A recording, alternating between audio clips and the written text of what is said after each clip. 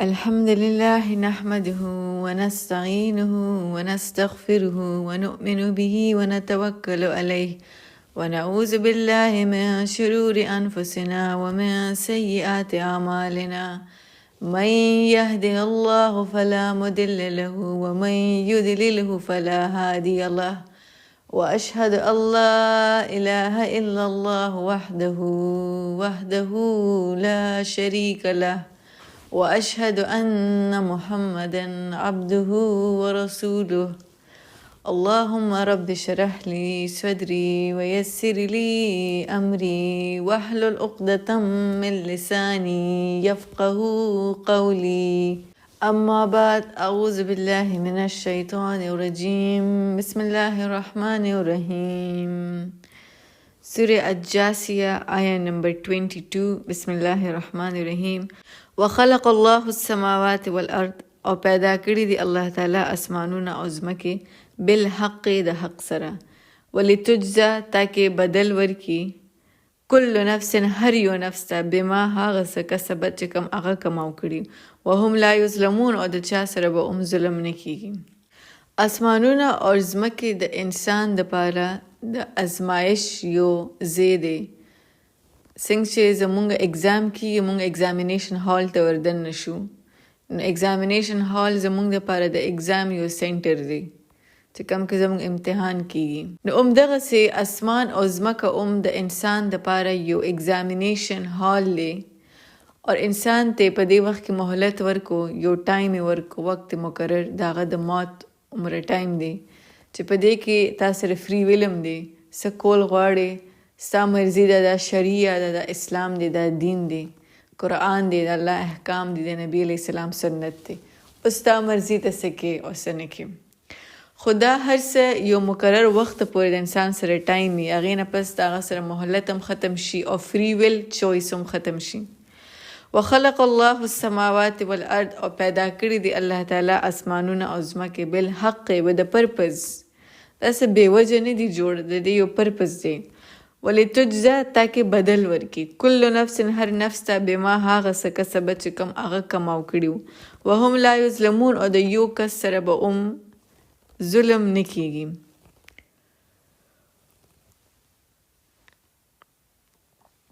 افرأیت آیا تاسو وکتل یا غور مو وکړو من اتخذ نبی علیہ السلام ته ویل کیږي صلی الله علیه وسلم آیا تا وکتل من اتخذ هغه چاته من هغه چاته اتخذ چا چې اونیو چا چې جوړ کو الهه خپل معبود هواه خپل خواهشات نفس هغه د خپل خواهش نه الہ جوړ کو وادوله الله اور گمراه کو هغه الله علی علم داغه علم باوجود دا یو دیندار کس خبره کی یو spiritually knowledgeable کس دی وختم على سمعه it's a very scary آیه وختم او مهر لګولی الله على سمعه دا غوی په غوږونو باندې وقلبه او دا غوی په زړونو باندې وجعل او جوړ کو على بصره دا غوی په سترګو باندې غشاوه پرده فمن يهديه نو پس څوک دی چې هدایت په ورکی هغه ته من بعد الله د الله نه بعد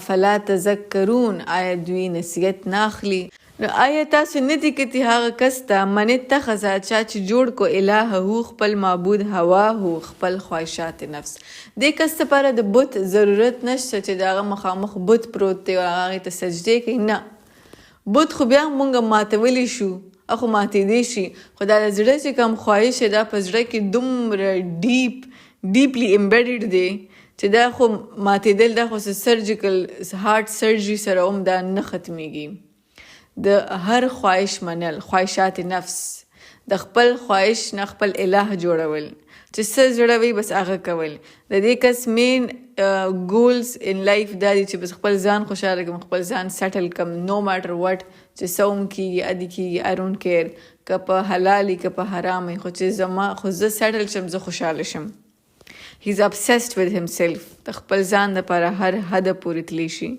څه د په زندګۍ کې څه کلکولیشن نشته چې دا وکم او کنه دا وګورم او کنه لاس کې فون دی لیپټاپ کې مووی دا وات ایور اٹ از nobody stopping you چې څه زړه غواړي هغه ګورم چې څه زړه غواړي هغه کوم. نو دې کس د خپل خواهشات نفس نه هوا خپل خواهش نه الہ هو خپل الہ جوړ کو خپل معبود جوړ کو. د دې په زړه کې دا ډیپلی امبیډډ دی which is very scary. او دا د یو پوهه کس خبرې کیږي چې هغه په هر څه پوه دی ته پته ده دا غلط دی خو بس خپل خواهش نه مجبور دی په خپل ځان باندې کنټرول نشته په خپل ځان وس نشته. شیطان هغه ته کمانډ کوي حکم وته کوي چې دا وکړه. شیطان اوله کې انسانانو ته وسوسه کوي. he suggest یو ایڈوایس یو مشوره درکوي چې دا وکړه دا ککې نه ډېره مزه به وکړي. خو چې کله انسان ډېر زیات شیطان خبره اومني نو بیا یو وخت راشي چې شیطان تا ته حکم کوي تا ته بیا وسوسه نه کوي هغه تا ته ډایرکټ کمانډ کوي چې دا وکړه او انسان هغه وکړي بیا دونه عادت شي. زمونږ د الله تعالی په دربار کې زمونږ باقاعده نمونه کې ښودلی شوي دي. فار ایگزامپل یو کس چې هغه ډېر زیات یو سچا انسان دی همیشه هغه رښتیا وایي نو فرشتې هغه په صادق نوم باندې پیژني چې دا کس ډېر رښتونی کس دی. د فرشتو په دربار کې د هغه دپاره نیک نیم کې ښودلی شوي چې دا هغه رښتونی کس. دغسې یو کس چې ډېر زیات دروغ وایي نو د فرشتو په دربار کې د هغوی دپاره نیک نیم کذاب کې ښودلی شي چې هغه دروغجن کس خبره کوي چې ډېر زیات دروغ وایي. دغسې یو کس یا ډېر زیات چغلي کوي غیبت کوي نو د فرشتو په دربار کې د هغوی نیک نیمز په دې باندې. سبحان الله.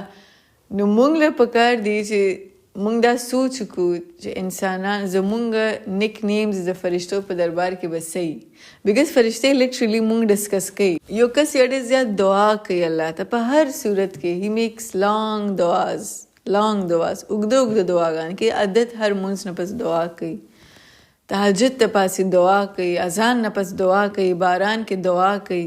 نو په فرشتو ته هغه آواز ډېر زیات فیملیری چې هغه کس دعا شروع کړي نو فرشتو ته پته ولګي چې دا هغه کس دی بیکاز هغه ډېر زیات دعاګانې کوي. سو وی شوډ بی کیرفل چې شیطان مونږ له څه غلط نوم را نه کړي. شیطان مونږ په څه غلط نوم باندې مشهور نه کړي د فرشتو په دربار کې. نو څه خلک هغوی د خپل علم باوجود علا علم د خپل علم باوجود هغوی په غلطه لاره باندې لاړ شي هغوی ګمراه شي. May Allah not make us from them. الله تعالی دې مونږ په هدایت باندې کې په صراط المستقیم باندې. افرایت من اتخذ آیا تاسو نه دي کتي هغه کس چې جوړ کو الہ هو خپل الہ هوا هو خپل خواهش وادله الله. نو اول دې کس خپل ځان گمراه کو خپل خواهشات نفس هر خبره اومنله بیا د الله طرف نه پم گمراهی رااله. اول انسان خپل ځان سره کوي سو وادله الله نو گمراه کو دا کس الله تعالی دله گمراهی ورکړي الله علم داغه علم باوجود despite being religious وختم على سمعه او مهر اولګو داغه په غوګونو باندې وقلبه او داغه په زړه باندې. نو مټر هغه څومره هر څه واوري لیکچرز واوري کاونسلینګ واوري داغه زړه نه خوځي داغه په زړه باندې مهري. داسې کسانې چې کوم ډېر زیات سختي په زړه باندې ډېر سختي سټون هارټډ څومره مته هر څه وویلی شي کې چینجز نه راځي. وجعل علی بصره او جوړ کو الله تعالی د هغوی په سترګو باندې غشاوه یو پرده یو حجاب. فمن یهده نو پس څوک دی چې هدایت ورکړي دی ته من بعد الله د الله نه بعد. افلا تذکرون آیا دوی کانسل نه اخلي دوی نصیحت نه اخلي. نوټس ان دس آیا الله تعالی اول وې چې ما مهر ولګو د دوی په سمعه د دوی په غوږونو باندې. نو سوال دا کېدی شي چې اول الله تعالی زړه ولې یاد نه کو بیکاز قرآن کې خدا سیکوینس بار راځي الله تعالی د کفارو ذکر کوي او وایي چې ما مهر ولګو د هغوی په زړونو باندې د هغوی په غوږونو باندې د هغوی په سترګو باندې. دلته سیکوینس بدل دی او مهر ولګو د هغوی په غوږونو باندې او د هغوی په زړونو باندې. وای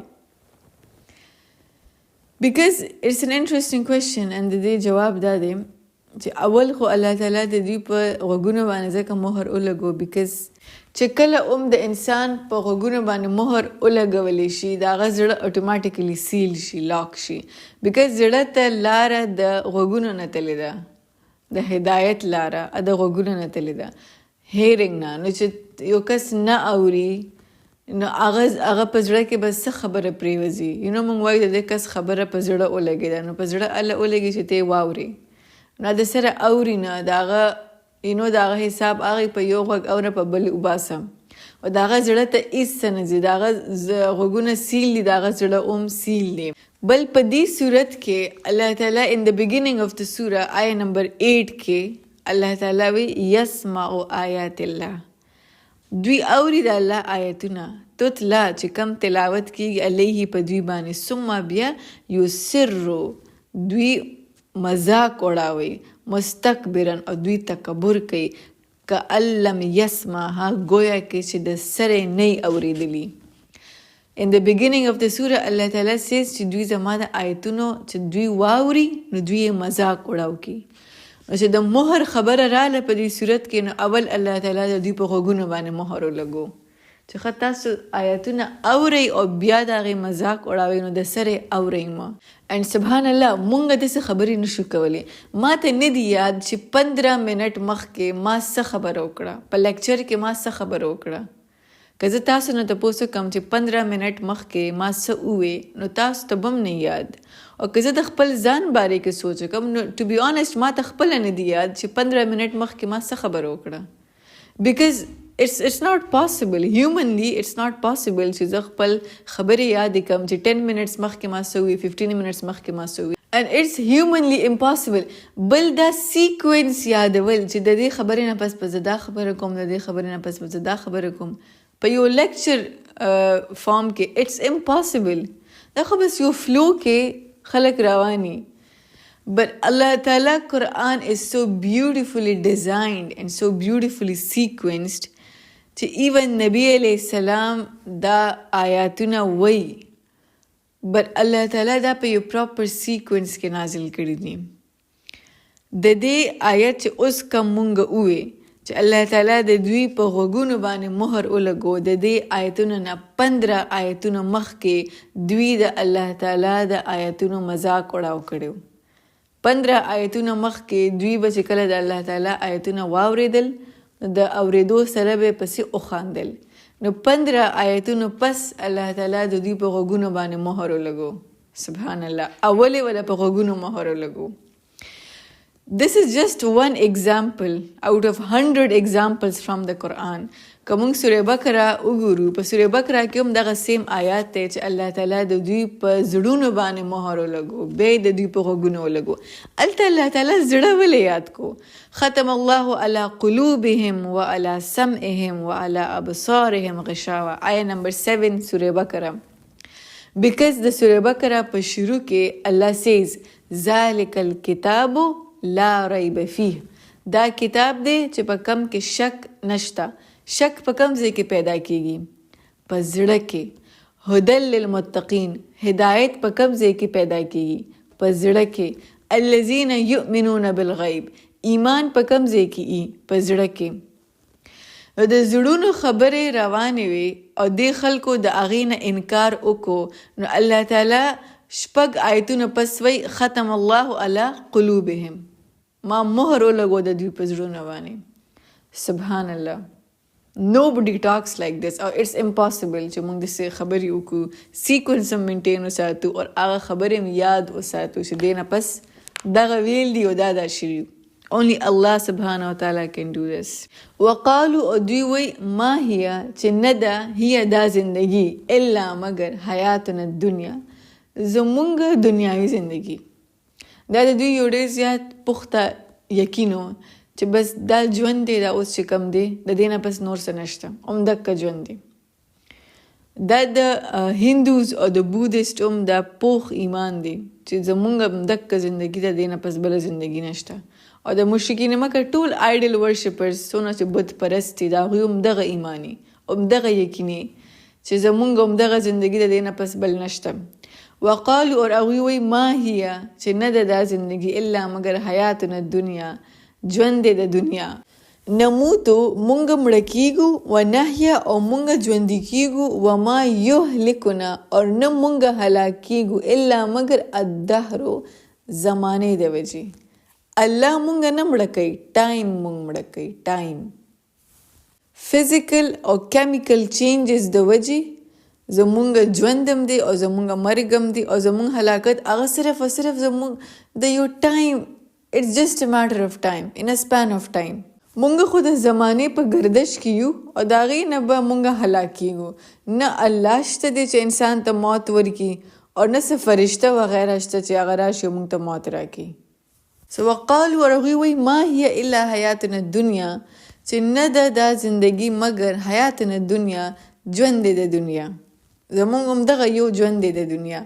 نموتو مونږ مړه کیږو و نحیا او مونږ ژوندي کیږو و ما یهلکنا او نه مونږ هلاک کیږو مګر الدهر د زمانې د وجې د ټایم د وجې. ټایم کلز اس. و ما اور نشته ما از لایک نفی د دوی هغه جواب دی چې نو لهم د دوی دپاره بذالک په دې کې من علم څه علم. یو ار کلوز مایندډ ستاسو ذهنونه ډېر واړه دي ډېر بند دي تاسو سره هیڅ علم نشته. ان هم او نه دي دوی الا مګر یظنون صرف خپل ګمانونه کوي خپل یو لاجک سي جوړ کړي دي چې کوم بالکل غلط دي. و اذا او هر کله تتلا چې تلاوت کیږي علیهم په دوی باندې آیاتنا زمونږ آیتونه بینات په دې حال کې چې هغه بالکل واضح دي.